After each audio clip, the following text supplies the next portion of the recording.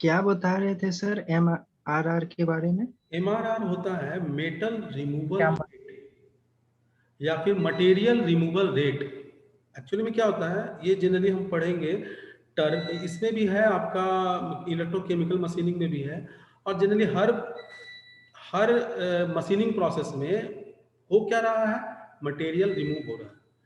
तो कितना मटेरियल, मतलब वॉल्यूम ऑफ मटेरियल, कितना वॉल्यूम ऑफ मटेरियल रिमूव हो रहा है पर सेकेंड और पर minute.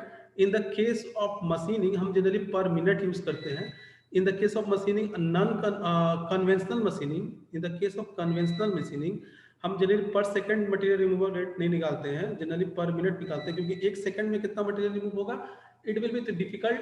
So we will be counted as material removal rate in terms of volume per minute, but the time duration of the removal of the material in case of non-conventional machining is very short.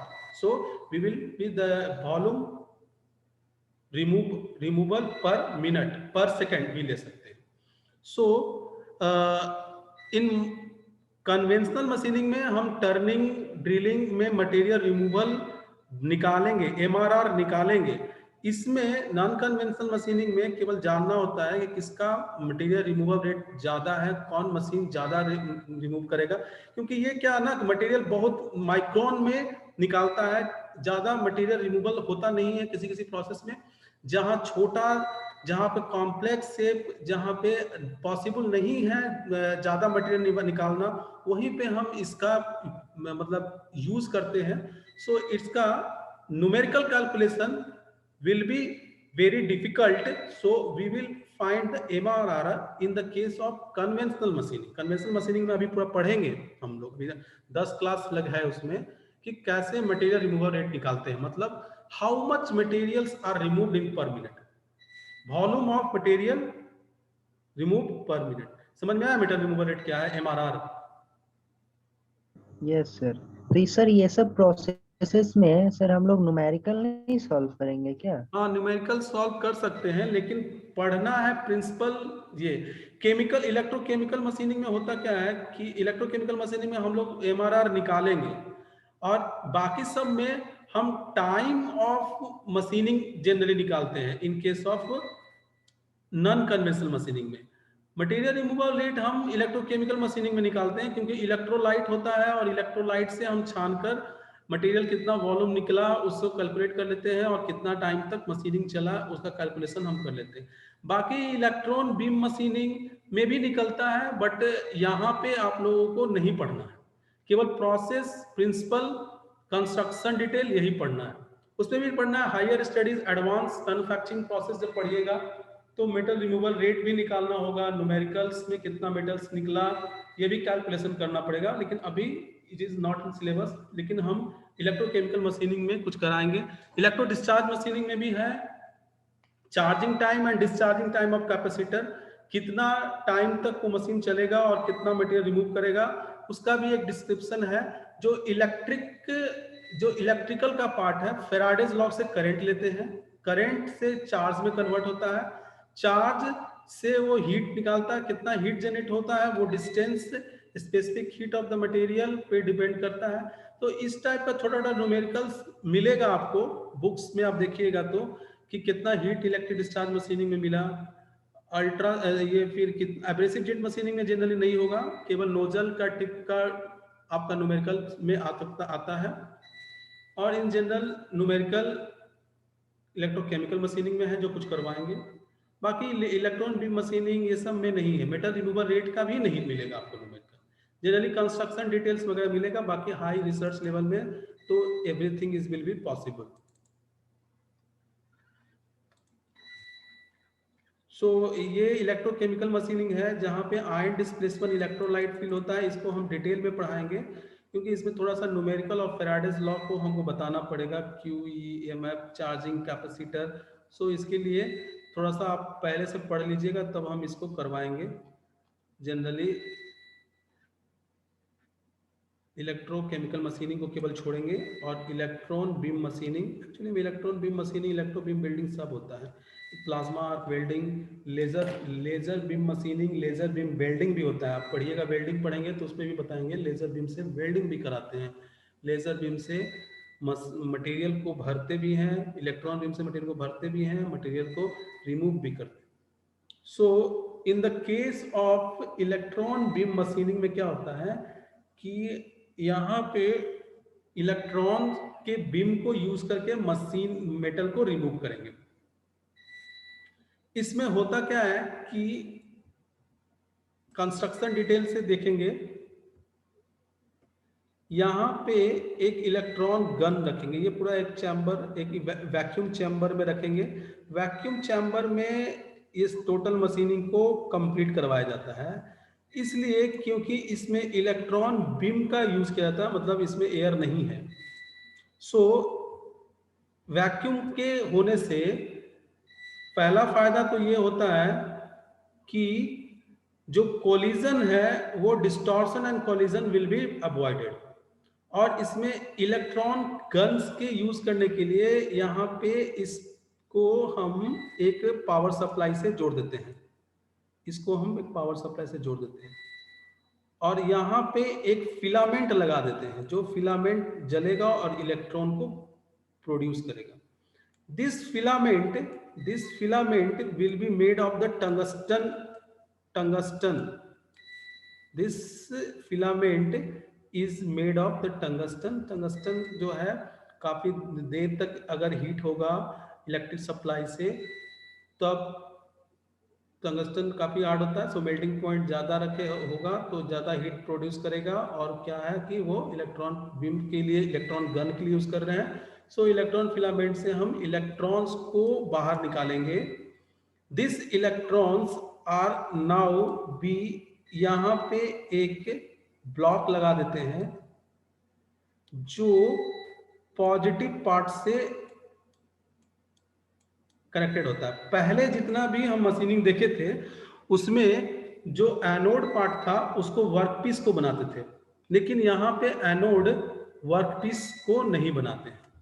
इस case of electron beam machining हम electron gun के बीच में आप एक tungsten का filament लगा देते हैं, फिर यहाँ पे इसको पावर सप्लाई नेगेटिव आयंस को जोड़ देते, कैथोड बना देते हैं। इलेक्ट्रॉन गन मतलब कि इलेक्ट्रॉन गन जहाँ से इलेक्ट्रॉन्स निकलेगा तो that electrons will be the negative charged, so we will be give the negative charge on to the tungsten filament and the positive charge के लिए यहाँ पे हम एक ब्लॉक लगा देते हैं जहां से इलेक्ट्रॉन निकलेगा।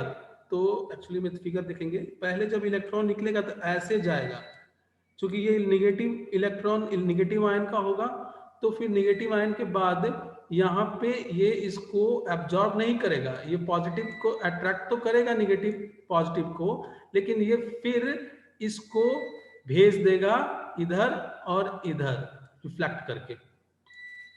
यहाँ पे क्या होगा कि फोकसिंग लेंस रहता है, यहाँ पे एक फोकसिंग लेंस रहेगा जो इलेक्ट्रॉन को कैच करके फोकस करेगा, फोकसिंग लेंस रहेगा जो इलेक्ट्रोमैग्नेटिक वेव के काम करता है। फिर ये जो है फोकसिंग लेंस यहाँ पे इसको डाइवर्स कर देगा वर्कपीस पे। यहाँ पे थोड़ा डिफ्लेक्टर लगा देते हैं ताकि इलेक्ट्रॉन को वो अट्रैक्ट ना करे, डिफ्लेक्टर लगा देंगे positive ion same negative ion का। डिफ्लेक्टर लगाने से क्या होता है ना कि वो फिर वो नेगेटिव इलेक्ट्रॉन और नेगेटिव को डिफ्लेक्टर लगाने से क्या होता है कि वो अट्रैक्ट नहीं करता है, वो फोकस जो फोकसिंग लेंस है उसको डायरेक्ट वर्कपीस पे वो इलेक्ट्रॉन को फोकस कर देता है, जिसके कारण से मेल्टिंग एंड इवेपोरेटिंग होगा और वर्कपीस जो है वर्कपीस से मटेरियल रिमूव हो जाएगा। तो ये प्रोसेस है टोटल इलेक्ट्रॉन बीम का, जिसमें इलेक्ट्रॉन के बीम को यूज करते हैं मटेरियल को रिमूव करने के लिए। ये टोटल जो प्रोसेस है ये एक इवैक्यूएटेड चैम्बर और we can say that vacuum chamber, जिसमें एयर का डिस्टर्बेंस नहीं होगा परफॉर्म करवाया जाएगा। और इसमें एक थोड़ा सा कुछ ग्लास पार्ट लगाकर एक बाहर देखने के लिए भी टोटल चैम्बर के अंदर बाहर देखने के लिए लगा देता है, जिसमें कि यहाँ पे आदमी बैठ के एक बार देखता रहता है कि कहीं पे कोई भी इलेक्ट्रोमैग्नेटिक फील्ड काम नहीं कर रहा है, कहीं पे कॉलिजन डिसकॉलिजन या कुछ पार्ट कहीं पे वाइब्रेशन या फिर कहीं से एयर पार्टिकल्स लोग घुस रहा है, इसलिए थोड़ा सा एक लेंस लगा देते हैं जिससे कि कुछ ऑब्जर्वेशन करते रहता है बाहर से। बाकी इसमें यहाँ से इलेक्ट्रॉन बीम को यहाँ पे ये सारा focus to the work piece करने का ये सारा मैकेनिज्म है और कुछ नहीं। टंगस्टन टंगस्टन का फिलामेंट प्रोवाइड करते हैं for the generating the electron with it connected to the negative power source cathode बनाते हैं। कैथोड इलेक्ट्रॉन गन के नीचे एक फिलामेंट रहेगा, फिलामेंट में एक टंगस्टन का फिलामेंट होगा, वो उस टंगस्टन फिलामेंट से इलेक्ट्रॉन निकलेगा, उसके नीचे डीसी पावर सप्लाई से नेगेटिव पॉजिटिव आयन को जोड़ते हैं। पॉजिटिव आयन पहले रे इलेक्ट्रॉन बीम को अट्रैक्ट करके रिफ्लेक्ट कर देगा to the magnetic electromagnetic induction focusing lens को। Focusing lens now focus to the electron beam to the workpiece material. Workpiece के पहले एक डिफ्लेक्टर लगा देंगे ताकि ये इलेक्ट्रॉन को अट्रैक्ट ना करे, सीधे वो वहां पे आए, तो ये डिफ्लेक्टर्स को बोले कि ये आपको इधर जाना है भाई, ये आपको इधर जाना है, ये नेगेटिव आयन का कर देते हैं ताकि वो वर्कपीस पे फोकस कॉन्सेंट्रेट करे। सो ईबीएम का जितना प्रोसेस बोले हम वो टोटल हम यहाँ पे लिखा हुआ है, आप पढ़ के देख सकते हैं। So EBM is the process of machining with the use of high velocity of electron beam. High velocity of electron beam with the help is held in the vacuum chamber में कन्वर्ट इसको करवाया जाता है। and the electron beam focus on to it beam with the strike to the workpiece surface, it results into the high surface temperature। इसका melting and evaporating होगा। तो हम बता रहे हैं आपको कि यहाँ पे high temperature electron beam electron negative ion के कारण हाई टेम्परेचर यहाँ पे प्रोड्यूस होगा, जिसके कारण से ही मेटल रिमूव होगा। और द मेटल रिमूवल का जो मैकेनिज्म है इसमें भी सेम है, melting and evaporating. So melting and evaporating के कारण यहाँ पे जो होगा मेटल का रिमूव होगा। So the entire setup is enclose in vacuum chamber in order to avoid the collide and acceleration electron made to the process unstable. So process को unstable और कोलाइजन और अदर एयर कोलाइड से बचाने के लिए इसको vacuum में consider करवाते हैं। सो द हीट जनरेट जो होता है टंगस्टन फिलामेंट में जो हीट जनरेट होता है उस जनरल 250 डिग्री सेंटीग्रेड, यहाँ पे थोड़ा सा लाइट हो गया, से 3000 डिग्री सेंटीग्रेड हीट जनरेट हो जाता है एट द टंगस्टन फिलामेंट पे। सो टंगस्टन इसको रखने से ही वो ऐसा है कि जल्दी मेल्ट नहीं होता, नहीं तो टंगस्टन भी मेल्ट हो जाए तो जनरली टंगस्टन नहीं मेल्ट होता है हाई टेम्परेचर पे। सो वो इतना टेम्परेचर पे इलेक्ट्रॉन्स को बाहर निकालता है। सो हाई एनर्जेटिक इलेक्ट्रॉन्स बाहर निकलता है और हाई वेलोसिटी से निकलता है। So that high velocity and high temperature electrons are goes to the workpiece, and so workpiece are then melt, and then after the evaporation it will be remove the material. So total this process are used in the electron beam machining। and if generally short notes लिखने के लिए आएगा तो ये जो notes दिए हैं इसी से सारा मटेरियल सारा आपको वर्किंग प्रिंसिपल्स यूज करना। मेटल रिमूवल का प्रोसेस में लिखेंगे इसमें melting and evaporating. So plasma arc machining is the last machining of today's class, that is called the plasma arc machining. Plasma arc machining में भी metal removal का process metal removal होता है due to the melting of the workpiece and evaporating, melting and evaporating और melting and vaporization। melting and vaporization से ही इसमें metal का removal होता है। so now you see how the plasma arc machining is performed। before the going to the plasma arc, can anybody tell me what do you mean by the plasma? What do you mean by the plasma?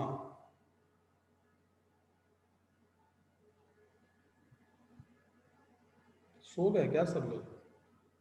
Sir ये fourth state of matter है sir, जिसमें बहुत ज्यादा high temperature रहता है sir. ठीक है। Actually में जब किसी भी गैस को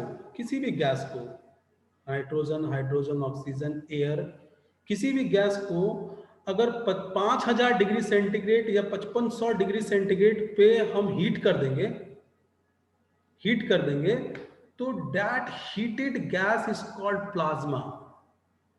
अंडरस्टैंड? दैट एयर को हीट जो कर देंगे अगर 5 डिग्री सेंटीग्रेड, 5000 डिग्री सेंटीग्रेड या 5500 डिग्री गेट 55 ये रेंज है सर, 5500 डिग्री सेंटीग्रेड पर किसी भी एयर को अगर हम हीट कर देंगे तो दैट एयर विल कन्वर्टेड। तो एयर जब 5500 डिग्री कन्वर्ट कर देते हैं ना, 5500 डिग्री टेम्परेचर पे अगर किसी भी एयर को हीट कर देते हैं तो ये एयर जो है ना क्या करता है कि आयनाइज हो जाता है। आयनाइज करने का मतलब है पॉजिटिव आयन, निगेटिव आयन और सब न्यूट्रल आयंस में आयोनाइज होके टूट जाता है एयर। जब किसी भी गैस को हम 5500 डिग्री टेम्परेचर पे हीट कर देंगे तो वो गैस जो होता है ना वो डिफरेंट आयंस में ब्रेक हो जाता है, फ्री इलेक्ट्रॉन्स बन जाता है in form of free electrons, positive ion, negative ion, neutral ions में कन्वर्ट होता है। That mixture of heated gas off this ion is called plasma. Heated gas को जनरली बोलते हैं प्लाज्मा, जो 5500 डिग्री सेंटीग्रेड से एबव पे हम हीट कर देते हैं।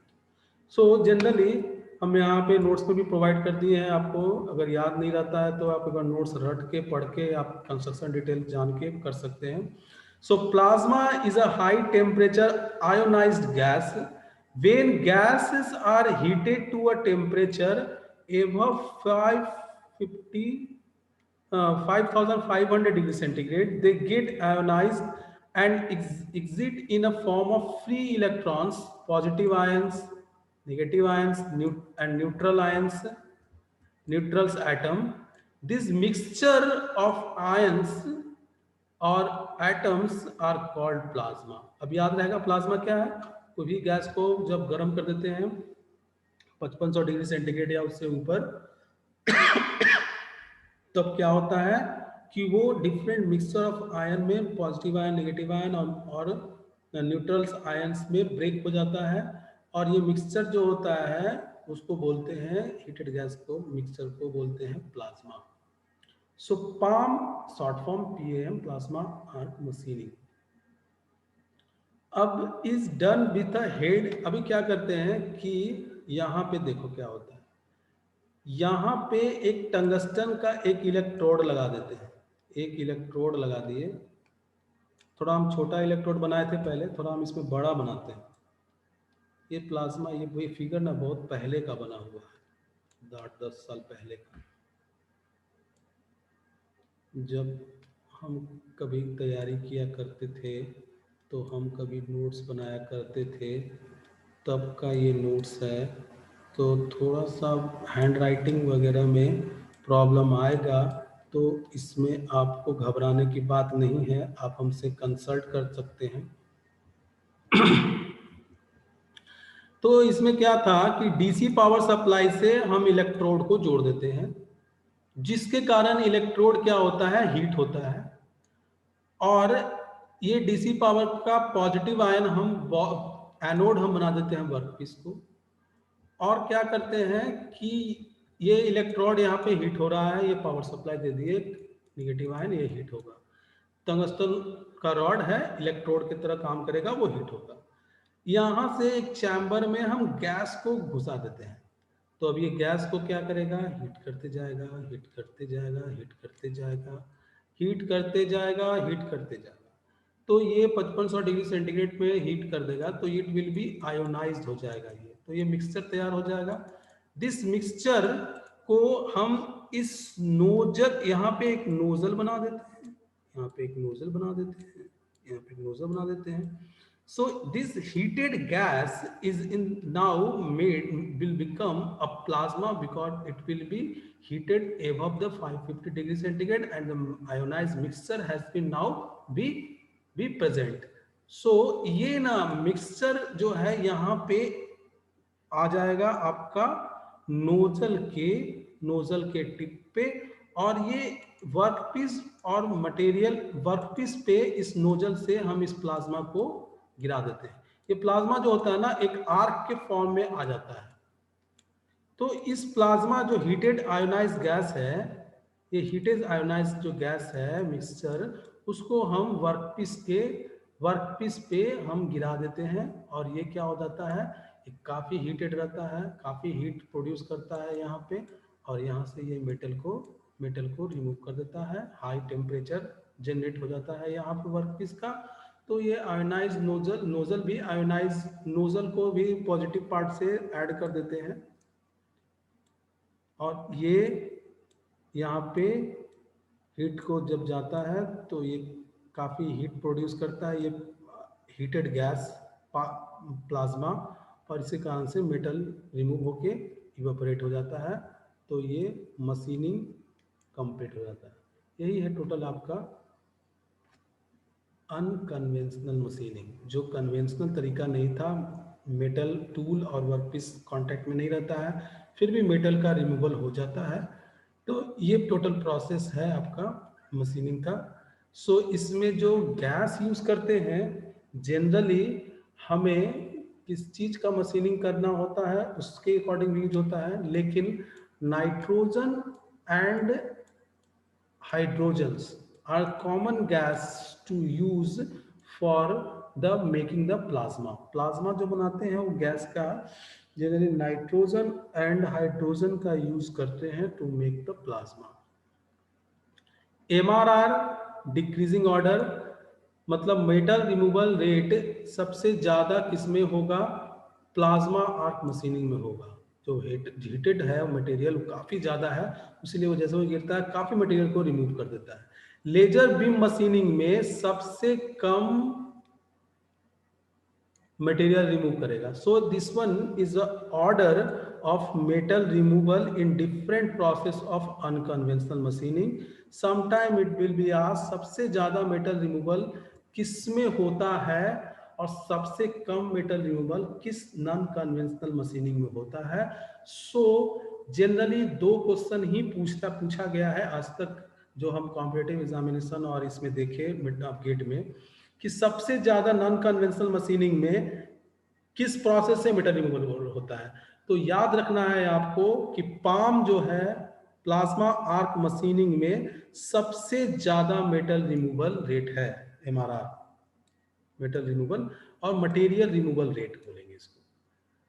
मटेरियल रिमूवल रेट कोई पूछ देगा तो बोलेंगे कितना वॉल्यूम ऑफ मटेरियल पर मिनट पर सेकंड जो रिमूव हो रहा है किसी वर्कपीस से थ्रू किसी मशीनिंग के प्रोसेस के द्वारा, उसको बोलते हैं मेटल रिमूवल रेट। सो सबसे ज्यादा metal removal rate will be occurred in the PAM due to high heated gas produce in the workpiece, और सबसे कम मेटल रिमूवल होता है वो लेजर बीम मशीनिंग में होता है, जहाँ पे हम इलेक्ट्रॉन को एक्साइट करके उसको एक लेजर बना लेते थे, और लेजर को हम एक फोकसिंग लेंस के द्वारा एक डाइवर्जेंट कर देते हैं वर्कपीस पे, उसमें सबसे कम मशीनिंग मटेरियल रिमूवल होता है।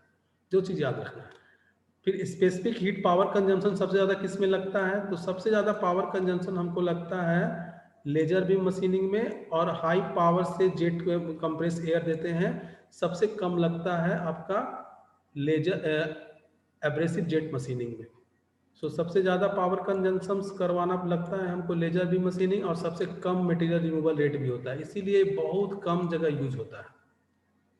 लेजर से ऑपरेशन के लिए भी बहुत कॉस्ट क्यों आता है ज़्यादा, एक तो कम मटेरियल रिमूव करवाना होता है, इसलिए छोटा छोटा पार्ट जहाँ हमको रिमूव करना होता है, पथरी लेजर से ऑपरेशन करवा लिए हैं तो, और उसमें इनर पैसा ज़्यादा क्यों लगता है, क्योंकि वो पावर कंजम्पशन ज़्यादा लेता है, इसीलिए उसमें हमको ज़्यादा पैसा देना पड़ता है डॉक्टर को। जो भी हो, अभी ये एक चार्ट है जिसको याद रखना है। इस चार्ट को अगर याद रखेंगे तो इससे बहुत सारे सवाल पूछे जाते हैं जो आपको याद रखना है। पहला प्रोसेस है कि प्रोसेस है आपका कौन कौन सा नॉन कन्वेंशनल मशीनिंग इसमें लिखा हुआ है total. Ultrasonic machining, abrasive jet machining, electrochemical machining, electro discharge machining, सबका शॉर्ट फॉर्म लिखा हुआ है। Electron beam machining, laser beam machining है, ये LBM है, EBM है, इलेक्ट्रो बीम मशीनिंग और प्लाज्मा आर्क मशीनिंग। सो ये सभी प्रोसेस में एनर्जी जो लगेगा वो मैकेनिकल एनर्जी लगेगा, AJM में भी मैकेनिकल एनर्जी लगेगा, ECM में इलेक्ट्रोकेमिकल एनर्जी लगता है। इलेक्ट्रोकेमिकल मशीनिंग है, ये याद रहने से लिए आसानी से याद रहेगा, ये इलेक्ट्रोकेमिकल मशीनिंग होगा, केमिकल एनर्जी लगेगा। इसको हम पढ़ाएंगे सेपरेट तभी पता चल जाएगा। ईडीएम में जो एनर्जी लगता है वो मैकेनिकल एनर्जी, चूंकि वाइब्रेशन के टर्म में नहीं है और फोर्स के टर्म में नहीं है इसलिए मैकेनिकल एनर्जी नहीं बोल रहे हैं, but in the form of ये हीट है, सो थर्मल एनर्जी लगेगा, क्योंकि बताया कि ईडीएम में क्या होता है, स्पार्क जनरेट होता है, thermal energy heat, intense heat will be produce. So energy किस फॉर्म में है, थर्मल की एनर्जी के फॉर्म में है। लेजर बीम मशीनिंग, सो ये टोटल जो मशीनिंग है ना, सब ना थर्मल एनर्जी प्रोड्यूस करेगा, नीचे वाला EDM, LBM, EBM and palm, because इसका रिमूवल रेट किस कारण से होता है, मेल्टिंग एंड इवेपोरेटिंग।